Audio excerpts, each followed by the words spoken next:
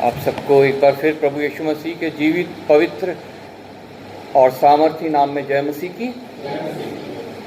प्रभु का एक बार फिर धन्यवाद करते हैं कि उसने हमें एक और मौका दिया आज की सांझ प्रभु के चरणों में बैठने का। उसका वचन कहता है, धन्य है जिन्हें वह चुन के समीप आने देता है। ये समय उसने हमें दिया है, हमें चुन के अपने समीप आने दिया है ताकि हम मरियम की तरह उसके चरणों में बैठे उस उत्तम भाग को पाले जो मरियम ने चुना था। और ये प्रभु हम सब से चाहता है कि उस भाग को हम कभी भी ना ठुकराए, ना भूले, ना छोड़े, क्योंकि ये हमारे लिए सबसे उत्तम भाग है। और जब हम इस भाग को पा लेते हैं तो हम सब कुछ पा लेते हैं। हालेलुया। फिर उसके बाद हमें किसी चीज़ की ज़रूरत नहीं है अगर हमने इस उत्तम भाग को पा लिया है। उसकी करुणा महान है, सदा की है। प्रति दिन वो हमारे ऊपर नहीं होती है, आज फिर हमारे ऊपर प्रबल रही। उसकी सामर्थ हमारे साथ रही। हमारे हर एक कार्य को जो उसने हमारे लिए पहले से ठहराए थे, उसने अपनी सामर्थ भेज के पूरा कराया। हमारे हाथों के कार्य को दृढ़ किया और हमें पवित्र करके एक बार फिर वो ग्रहण करना चाहता है, क्योंकि दिन भर में हम लोग बहुत से ऐसे कार्य करते हैं जो उसकी महिमा से नीचे हैं, उसके स्टैंडर्ड से नीचे हैं। और जब हम उसके पास दोबारा से उसके चरणों में आते हैं, उसके आगे उन्हें अंगीकार करते हैं और उससे क्षमा मांगते हैं, तो वो हमें क्षमा करता है, फिर से पवित्र करके अपने योग्य बनाता है और हमें फिर वो अपने गले से लगा लेता है। हालेलुया। आज के वचन पाठ के लिए हम पढ़ेंगे इब्रानियों की पत्री, उसका 6 अध्याय 1 से 8 तक। इब्रानियों की पत्री 6 अध्याय 1 से 8 तक, पेज नंबर 307। इसलिए आओ, मसीह की शिक्षा की आरंभ की बातों को छोड़कर हम सिद्धता की ओर आगे बढ़ते जाएं और मरे हुए कामों से मन फिराने और परमेश्वर पर विश्वास करने और बपतिस्मों और हाथ रखने और मरे हुए के जी उठने और अंतिम न्याय की शिक्षा रूपी नींव फिर से न डालें। यदि परमेश्वर चाहे तो हम यही करेंगे, क्योंकि जिन्होंने एक बार ज्योति पाई है और जो स्वर्गीय वरदान का स्वाद चख चुके हैं और पवित्र आत्मा के भागी हो गए हैं और परमेश्वर के उत्तम वचन का और आने वाले युग की सामर्थ्य का स्वाद चख चुके हैं, यदि वे भटक जाएं तो उन्हें मन फिराव के लिए फिर नया बनाना अनहोना है, क्योंकि वे परमेश्वर के पुत्र को अपने लिए फिर क्रूस पर चढ़ाते हैं और प्रकट में उस पर पलक लगाते हैं। क्योंकि जो भूमि वर्षा के पानी को जो उस पर बार बार पड़ता है, पी कर जिन लोगों के लिए ज्योति बोई जाती है, उनके काम का साथ पात उग जाते हैं। वे परमेश्वर से आशीष पाती है, पर यदि वे झाड़ी और उतारे उगाती है तो निकम्मी और शापित होने पर है और उसका अंत जलाया जाना है। प्रभु अपने वचन के पढ़े सुने जाने पे आशीष दे। आइए हम प्रार्थना करें। हालेलुया। धन्यवाद पिता परमेश्वर, धन्यवाद करता हूँ एक बार फिर पिता परमेश्वर तेरा। तूने पिता परमेश्वर हमें एक बार फिर ये मौका दिया है कि हम तेरे चरणों में आए। पिता परमेश्वर, वचन तेरे हैं, वाणी तेरी है। पिता परमेश्वर तू हमारे हृदयों की भूमि को तैयार कर, जब वचन का बीज पड़े तो वो फलवंत होने पाए, शैतान उसे चुराने ना पाए, नाश ना करने पाए, घात ना करने पाए।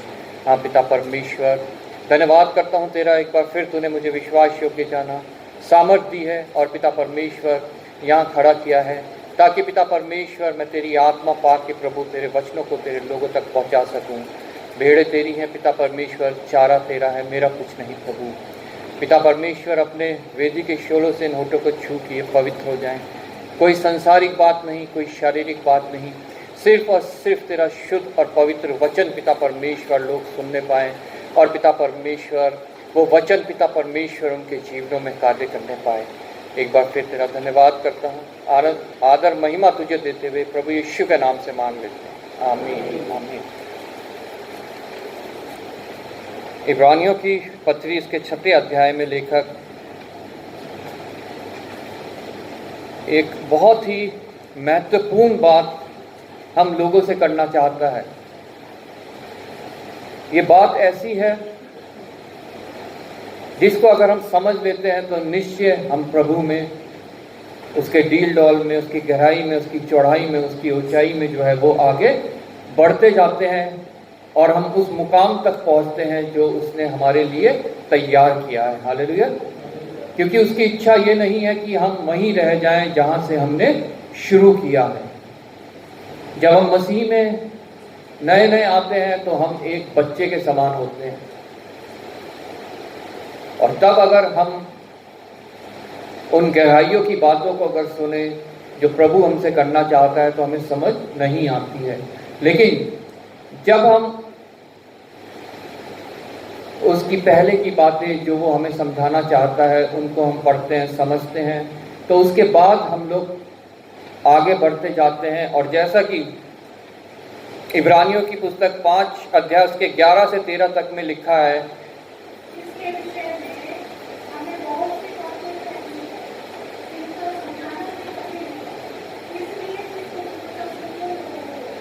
समय के विचार से तो तुम्हें दूर हो जाना चाहिए, वो भी ये आवश्यक होगा कि कोई तुम्हें परमेश्वर के वचनों की आधी शिक्षा फिर से सिखाए। तुम ऐसे बोलो कि तुम्हें अंत से पहले आपका गुरु भी चाहिए, क्योंकि गुरु मिलने वाले बच्चे को तो वंश के वचन की पहचान नहीं होती। सुख तो बालक है, पर अंत सियानों के लिए है। उनकी ज्ञानेंद्रियां अभ्यास करते करते भले और बुरे में भेद करने में निपुण हो जाती है। हालेलुया। बहुत ही एक वेदना के साथ यहाँ पे लेखक कह रहा है, और आज जो यहाँ लिखा है ये प्रभु हमसे कह रहा है कि इसके विषय में हमें बहुत सी बातें कहनी है जिनका समझाना भी कठिन है। हम लोग उन बातों को नहीं समझ पाते हैं। क्यों? क्योंकि हम ऊंचा सुनने लगे हैं। प्रभु का वचन कहता है हम ऊंचा सुनने लगे हैं। हमें दुनिया की सारी बातें सुनाई देती हैं। आस पड़ोस में हमें हमारे इतना शोर, इतना हल्ला है कि हम प्रभु की उस धीमी वाणी को सुन ही नहीं सकते हैं। हम ऊंचा सुनने लगे हैं, हम संसार को सुनने लगे हैं, हम शरीर की अभिलाषा, आंखों की अभिलाषा, जीविका की घमंड को सुनने लगे हैं, लेकिन हम प्रभु की वाणी नहीं सुन पाते हैं। इसलिए आज प्रभु हमें ये बड़ी वेदना के साथ, बड़े दुख के साथ कह रहा है कि तुम ऊंचा सुनने लगे हो। तुम्हें मैं कैसे समझाऊं इन बातों को जो तुम्हारे लिए समझना बहुत आवश्यक है। आज मैं तुम लोगों के सामने वो बातें रख रहा हूं जो तुम्हें समझनी है। समय के विचार से तो तुम्हें गुरु हो जाना चाहिए था। हम जब मसीह में आए थे तब से लेकर अब तक हमें बहुत समय बीत चुका होगा। सभी को नहीं हो सकता है, कोई अभी ही आया हो कुछ समय पहले, 3 महीने पहले, 6 महीने पहले, साल पहले, लेकिन हम में से बहुत से ऐसे हैं जिन्हें सालों प्रभु यीशु मसीह में आए हो गए हैं, कलीसिया में आते हुए हो गए हैं, प्रेयर मीटिंग्स में आते हुए हो गए हैं। लेकिन प्रभु का वचन कहता है कि उस समय के अनुसार से तो तुम्हें अब गुरु हो जाना चाहिए था। गुरु का क्या काम होता है? दूसरों को शिक्षा देना। तुम्हें तो अब गुरु हो जाना चाहिए था, दूसरों को तुम्हें शिक्षा देनी शुरू कर देनी चाहिए थी।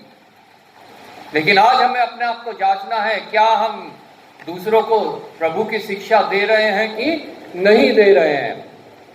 क्योंकि प्रभु आज हमें ये बड़ी दुख के साथ कह रहा है कि तुम्हें तो अब तक गुरु हो जाना चाहिए था। तो भी यह आवश्यक हो गया है कि कोई तुम्हें परमेश्वर के वचनों की आदि शिक्षा फिर से सिखाए। परमेश्वर की आदि शिक्षा हमें फिर से सिखाए। जांचे अपने आप को, क्या हम परमेश्वर की आदि शिक्षा फिर से सीखने के लिए यहाँ पे आए हैं कि अब हमें गुरु हो जाना चाहिए था और हमें दूसरों को परमेश्वर की उन शिक्षाओं को पहुंचाना चाहिए था। Praise Lord. तुम तो ऐसे ही हो गए हो कि तुम्हें अन्न के बदले अब तक दूध चाहिए। अभी भी हम बैठते हैं कि कोई हमें प्रभु की शिक्षा, आदि शिक्षा सिखा दे, प्रभु के बारे में हमें बता दे, जबकि हमें ऐसा होना चाहिए था कि दूसरों को हम प्रभु की आदि शिक्षा सिखाएं, प्रभु के बारे में बताएं, प्रभु के पास लेके आए। लेकिन हम तो ऐसे ही हैं, अभी तक भी वैसे ही बने रहते हैं कि हम अभी तक बैठ के बस उस दूध को ही पीना चाहते हैं, मतलब उसकी आधी शिक्षा को ही पाना चाहते हैं। हम आगे बढ़ना नहीं चाहते,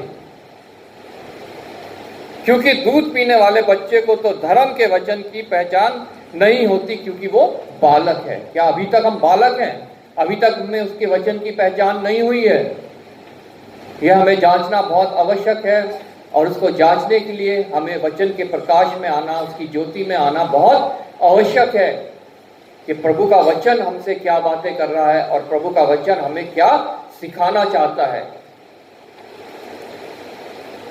पर अब सियानों के लिए है, जिनकी ज्ञान इंद्रिया अभ्यास करते करते भले बुरे के भेद करने में निपुण हो गई हैं।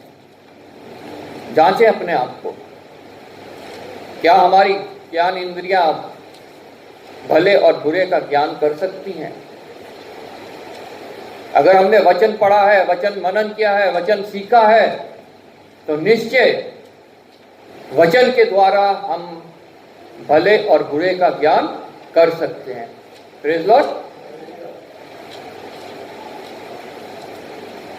पिछली बाइबल रीडिंग में आपने इफिसियों की पुस्तक में पढ़ा होगा, 5 अध्याय उसका।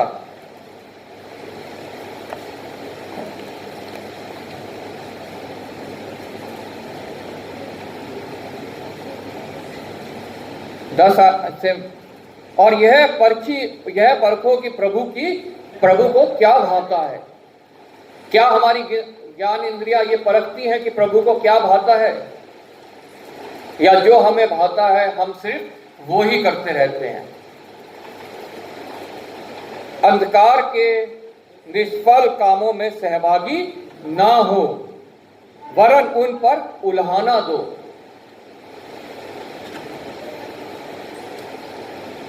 क्या हम ऐसा करते हैं, या अभी भी उन्हीं अंधकार के निसफल कार्य जो है, जिनसे कोई लाभ नहीं, जिससे कोई उन्नति नहीं, जिसका कोई मतलब ही नहीं हमारे जीवनों में, अभी भी हम वो ही कर रहे हैं? अभी भी कोई प्रसाद लेके आता है तो हम हाथ फैला देते हैं, कहीं वो बुरा ना मान जाए। अभी भी कोई होली है करके आता है रंग लगाने, तो हम रंग लगवा लेते हैं, कहीं वो बुरा ना मान जाए। अभी भी हम अपने बच्चों को दिवाली में पटाखे लाके देते हैं कि और बच्चे चला रहे हैं तो हमारे बच्चे भी चला लें। ये सब अंधकार के निसफल कार्य हैं, जिनका मसीही जीवन में कोई भी मतलब नहीं है। इनसे मसीही जीवन में कोई उन्नति नहीं है, कोई लाभ नहीं है। क्या हमारी ज्ञान इंद्रियां इस भले बुरे का ज्ञान करती हैं? हमें यह जांचना है आज इस सांझ की बेला में। ऐसे कार्य जिन्हें हमें उल्हाना देनी चाहिए, हम उन कार्यों में ही, दूसरे लोगों के अंधकार के कार्यों में ही भागी हो जाते हैं। लेकिन प्रभु का वचन साफ साफ कह रहा है, अंधकार के निसफल कामों में सहभागी ना हो, वरन उन पर उल्हाना दो। कितनी बार हमने उल्हाना दी उन पर?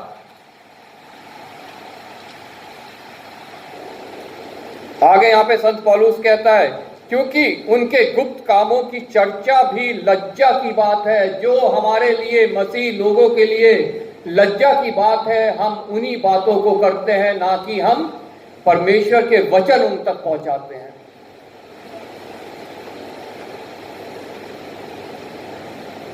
बहुत से ऐसे लोगों को मैं जानता हूं, मसीही कहलाते हैं, लेकिन इन सब कार्यों में वो लीन रहते हैं, इन सब कार्यों में वो आगे बढ़ बढ़ के कार्य करते हैं। कहीं अगला बंदा बुरा ना मान जाए। संत पौलुस साफ साफ कहता है, अगर मैं मनुष्य को खुश करने वाला, प्रसन्न करने वाला होता तो परमेश्वर को कभी प्रसन्न नहीं कर सकता था। अगर हम मनुष्य को ही सिर्फ प्रसन्न करते हैं तो अभी तक हम लोग बहुत अंधकार में हैं। अभी तक हम लोग जो है ठोस आहार ग्रहण करने के योग्य नहीं हैं। अभी तक बस उन्हीं आदि शिक्षाओं में हम लोग लगे रहते हैं। यहां 6 अध्याय 1 आयत से लिखा है, इसलिए आओ मसीह की शिक्षा की आरंभ की बातों को छोड़कर हम सिद्धता की ओर आगे बढ़ते जाएं। आज परमेश्वर प्रभु हमसे कहना चाहता है कि आओ मसीह की शिक्षा की आरंभ की बातों को छोड़कर हम सिद्धता की ओर आगे बढ़ते जाएं और मरे हुए कामों से मन फिराने और परमेश्वर पर विश्वास करने और बपतिस्मा और हाथ रखने और मरे हुए के जी उठने और अंतिम न्याय की शिक्षा रूपी नींव फिर से ना डाले। ये सब तो हो चुका हमारे जीवन में। जब हम परमेश्वर को हमने ग्रहण किया, प्रभु यीशु मसीह को ग्रहण किया, तो हमने मरे हुए कामों से मन फिराया, परमेश्वर पर, प्रभु यीशु मसीह पर हम विश्वास लाए, हमने बपतिस्मा लिया हाथ रखकर, और हमने उस मरी हुई आत्मा से हम जी उठे हैं जीवित आत्मा की ओर, जो अनंत काल तक जीवित रहने वाली है। और अंतिम न्याय की शिक्षा भी हम लोग ने पा चुकी है। हम लोग सब जानते हैं कि अंतिम न्याय होना अभी बाकी है, और हम सबका, जितने इस पृथ्वी पे लोग रहते हैं, सबका वो न्याय प्रभु यीशु मसीह के समक्ष होना बहुत जरूरी है। हम सब ये बात जानते हैं, लेकिन फिर भी हम इन्हीं सब बातों को दोबारा दोबारा दोहराते रहते हैं, जिनका कोई हमारे जीवन में जो है, जो ये बीत गई हैं बातें, जो हो चुका है, ये सब होने के बाद भी हम लोग, मैंने पिछली बार बताया था, पहला कुरिन्थियों उसका 10वां अध्याय आप सबको याद होगा।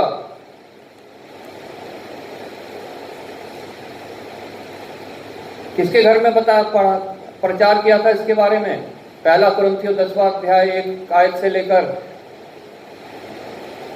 पिछली बार किसके घर थी प्रेयर मीटिंग?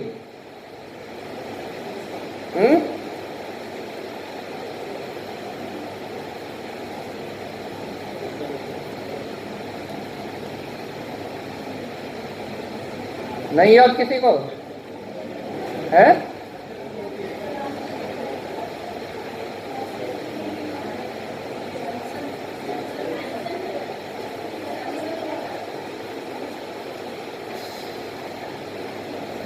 सैमसन से पहले निकल उनके थी सत्यवती जी के वहां पे मैंने ये बताया था आप लोगों को कि ये सब बातें हो गई। सबने जो है एक ही अगुवाई पाई, हम सबने एक ही बपतिस्मा लिया, एक ही लाल सागर पार किया, एक ही आत्मिक भोजन किया, एक ही आत्मिक जल पिया। लेकिन वहां लिखा है तब भी परमेश्वर उनमें से बहुतों से प्रसन्न नहीं हुआ।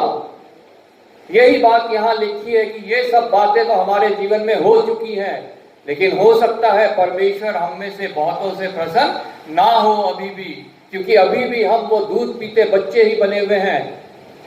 हम अभी भी उन्हीं आदि शिक्षाओं पे अटके हुए हैं। हमारी अब तक उन्नति नहीं हुई है, लेकिन प्रभु का वचन हमें बताता है हमें बढ़ना बहुत आवश्यक है, हमें बढ़ना बहुत आवश्यक है। नहीं तो प्रभु की बलिदान हमारे लिए व्यर्थ है, उसका लहू बहाना हमारे लिए व्यर्थ है, उसका मारा जाना, गाड़ा जाना और तीसरे दिन जी उठना हमारे लिए व्यर्थ है। अंतिम न्याय की शिक्षा रूपी नींव फिर से ना डालो। यदि परमेश्वर चाहे तो हम यही करेंगे, लेकिन ऐसा नहीं है कि हम ऐसा नहीं कर सकते। अगर परमेश्वर चाहेगा, हमें ऐसी जगह भेजेगा जहां पे अभी सिर्फ दूध ही काम कर सकता है, वहां पे अभी ठोस आहार लेने वाले ग्रहण लोग नहीं हैं, तो हम ऐसा ही करेंगे। वो परमेश्वर के ऊपर है, अगर वो हमें ऐसी जगह पे भेजता है। हालेलुया। तो हम इन्हीं बातों को की शिक्षा वहां पे देंगे, जो आदि की बातें हैं, जो शुरुआत की बातें हैं, जो दूध है, जो बालकों के लिए बहुत आवश्यक है। सीधा बालक को हम ठोस आहार नहीं दे सकते, वो ग्रहण नहीं कर सकता, और इससे उसका नुकसान है, उसकी बढ़ोतरी नहीं है, उसकी उन्नति नहीं है। जब बच्चा होता है उसे सबसे पहले दूध दिया जाता है, उसके बाद धीरे धीरे धीरे करके वो ठोस आहार उसको दिया जाता है।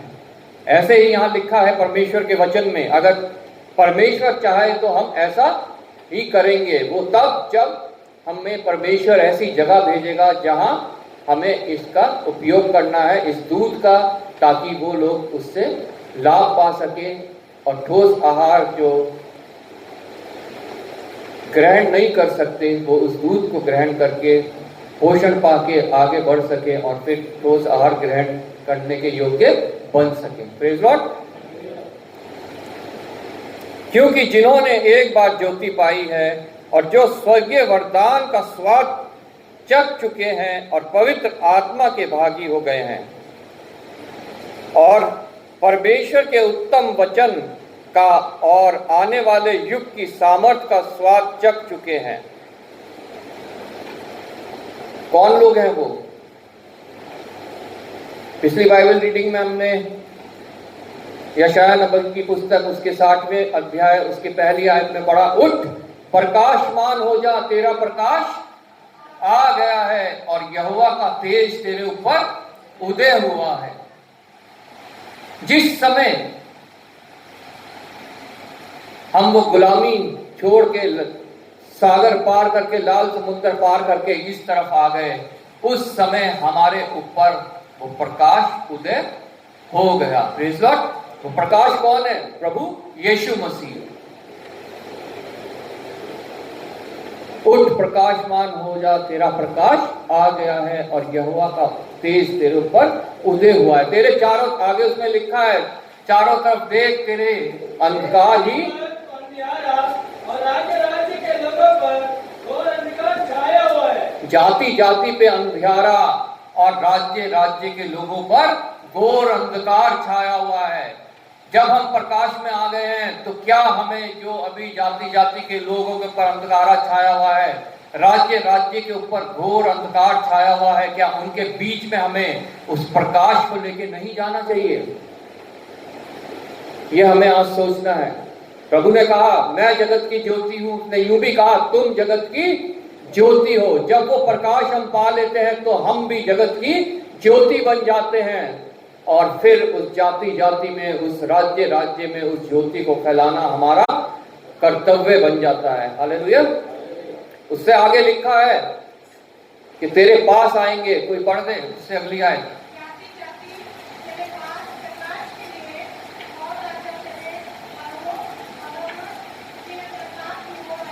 जाति जाति तेरी ओर प्रकाश की ओर आएगी। जहां प्रकाश होता है उधर की तरफ जो अंधकार में जैसे कीड़े मकोड़े होते हैं, जहां लाइट जल रही होती है उसकी ओर सारे खींचे आते हैं।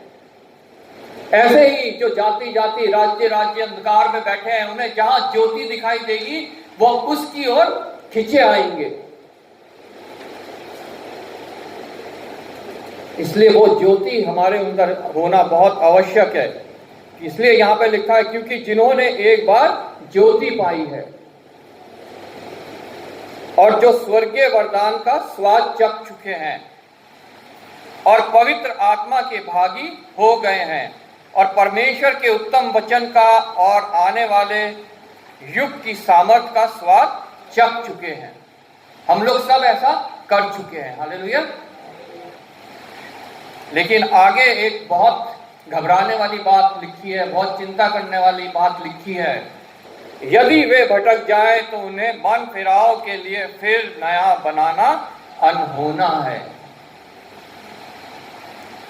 इजरायली लोगों ने सब ये चखा, ये स्वाद चखा जब वो गुलामी से निकले, लेकिन क्या हुआ?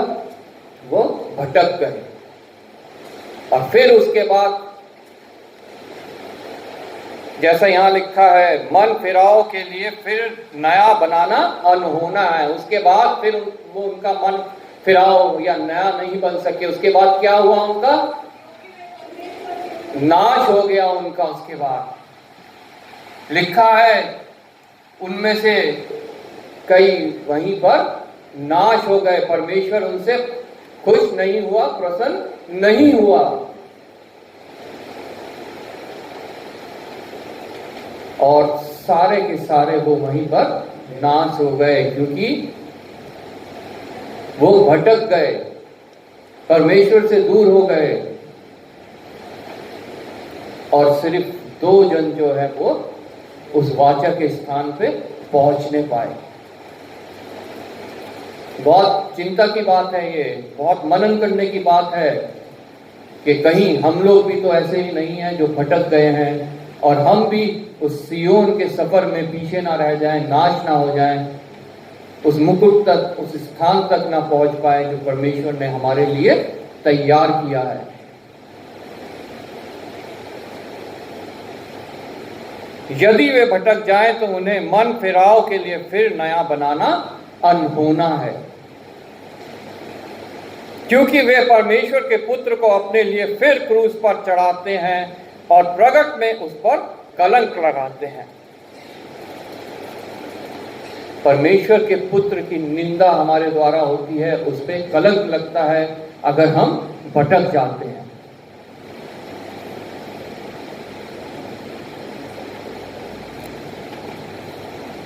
इसलिए बहुत मसीही जीवन जो है बहुत ध्यान से चलने वाला जीवन है, बहुत त्याग करने वाला जीवन है, और सामर्थ्य से भरा जीवन है। हालेलुया। प्रभु की सामर्थ्य उनके ऊपर रहती है जो ऐसा करते हैं। Praise Lord.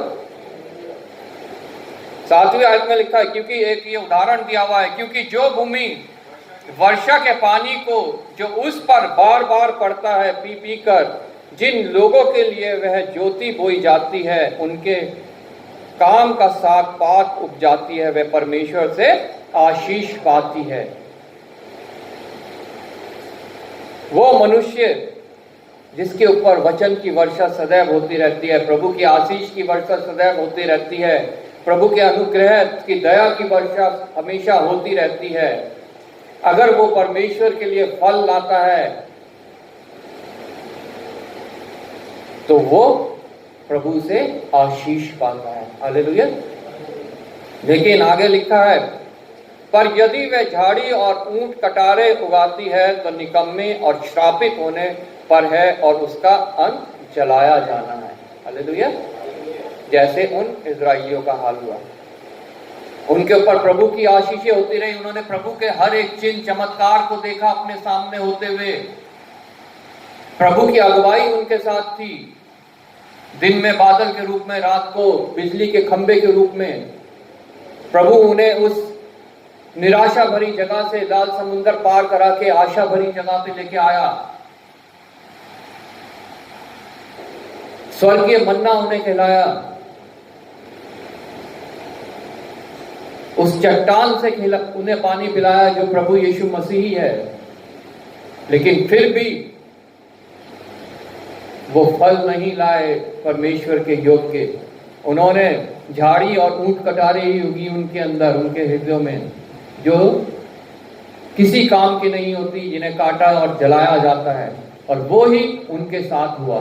Praise Lord. इसलिए आज हमें जांचना है, वो जो प्रभु की वर्षा हमारे ऊपर होती है उसको पाके हम कैसा फल उपजाते हैं। वो प्रभु के योग्य फल है तो हम आशीष पाएंगे, और प्रभु के योग्य नहीं है तो हम उस स्थान पे पहुंचाए जाएंगे जो स्वर्ग, जो शैतान और उसकी सेना के लिए बनाया गया है। हमें भी काटा जाएगा और आग में झोंक दिया जाएगा। यूहन्ना बपतिस्मा देने वाले ने जब प्रचार शुरू किया तो उसने कहा, कुल्हाड़ा पेड़ की जड़ पे रखा हुआ है, जो पेड़ निकम्मा फल लाता है वो काटा जाएगा और आग में झोंक दिया जाएगा। हमें आज अपने आप को जांचना है, हम कैसा फल लेके आते हैं। क्या अभी भी हम दूध पीना चाहते हैं? क्या अभी भी हम उन्हीं आत्मिक, उन्हीं जो आदि शिक्षाएं हैं उन्हीं के ऊपर मन लगाए हुए हैं? क्या हम प्रभु के वचनों को जानते हुए परमेश्वर के हर एक स्वाद को चखने के बाद भी हम भटक रहे हैं? क्या प्रभु की आशीष की वर्षा पाने के बाद हम अभी भी निकम्मा फल तो नहीं ला रहे हैं? हमें अपने आप को जांचना है, और अगर ऐसा है तो हमें प्रार्थना करनी है प्रभु उसके समक्ष, उससे क्षमा मांगनी है, और आगे से हमें प्रभु से वादा करना है कि हम अब ऐसा नहीं करेंगे। तू इसके लिए हमें अपनी सामर्थ दे ताकि हम आगे और तेरी वचनों में बढ़ते रहें, प्रार्थना में बढ़ते रहें, सेवा में बढ़ते रहें और तेरे योग्य फल लाएं। हालेलुया। प्रभु आपको इस वचन के द्वारा आशीष दें।